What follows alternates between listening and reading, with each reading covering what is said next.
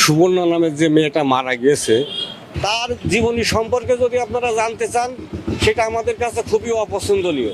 তার ব্যবহার আচার এবং তার চলাফেরার যে গতি, সেটা আমাদের কাছে পছন্দনীয় না।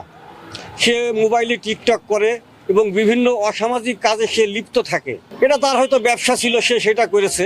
কিন্তু সে যখন আমাদের এই স্থানীয় গোরস্থানের কোনো অংশীদার না, সেক্ষেত্রে তাদেরকে আমরা কিভাবে এখানে তাকে জানাজা করতে বা এখানে আমরা গোরস্থানে মাটি দেওয়ার জন্য এটা আমরা আদেশ করতে পারি?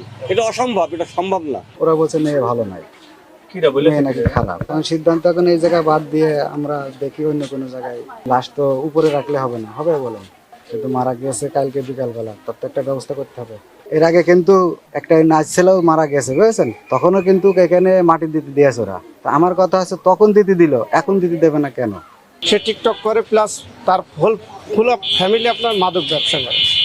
তাদেরকে যদি আমরা সমাজের লোক বলতে চাই, তারা শহরের মস্তান নিয়ে এসে আমাদের মারতে দেয়, বিভিন্ন রকম হুমকি ধমকি দেয়। সেজন্য আমাদের সমাজ, আমাদের এলাকায় আমাদের মাটি দিতে দেবে না। সবই তো মাটি হচ্ছে। এখন কমিটিদের কাছে কোথায় এলো টাকা, যে জমি কিনছে, এখানে তো দলুকদারে তার সরকারি গোরস্থান নেই।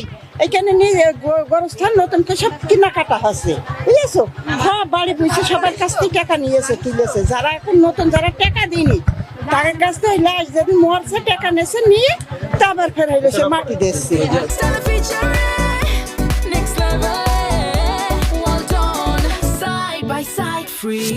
মেয়েটা আসলে তো এই স্থানে নাই, ফ্যামিলিটা খারাপ, ওই মেয়েটার চরিত্রটা সেমন ভালো নাই। আমরা চাইনি এই আমাদের এই মহল্লা গোরস্থানের মাটি দেওয়ার জন্য ইয়ে করবো না। তার স্বামীর বাড়ি আছে, তার আর একটা বাপের বাড়ি আছে এই ওই পাড়ায়, ওখানে দিক, সমস্যা নেই। তাদের দিকে খুশি সেখানে দিক, আমাদের এই মহল্লায় আমরা দিতে চাচ্ছি না।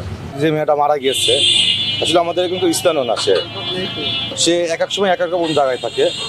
তার চরিত্রটা কিরকম সেটা আমরা বলতে পারবো না, অথচ খারাপ আমরা জানি, আমাদের জানা মতে।